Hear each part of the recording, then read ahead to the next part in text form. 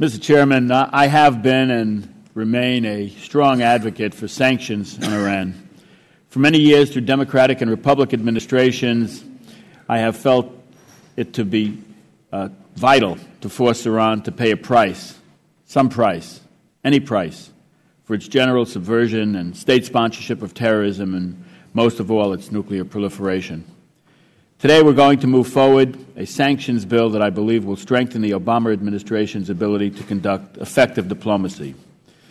The world, and I mean both our allies and others, needs to know that the U.S. Congress is dead serious about sanctions, should diplomacy fail to resolve the real concerns about Iran's nuclear program. For those who worry that sanctions may lead to conflict, I would suggest that the opposite is true. With Iranian proliferation on the horizon, what is feckless is reckless. If you don't want war, it seems to me that you must back the toughest possible sanctions. But sanctions alone almost certainly are not going to be sufficient to force the Iranian regime to change course. The violence throughout Iran in June following the rigged presidential election, as well as the subsequent escalation of political repression, have both demonstrated Iran's rulers are ready to do whatever it takes to preserve their grip on power.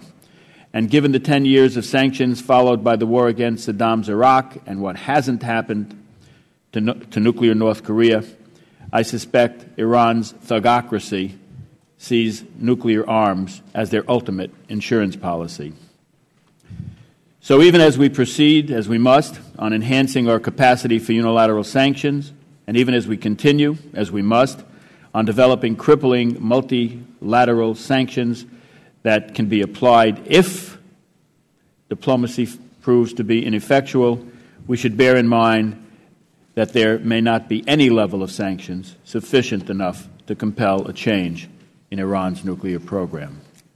I would suggest that we need a strategy more comprehensive than just diplomatic engagement followed by sanctions.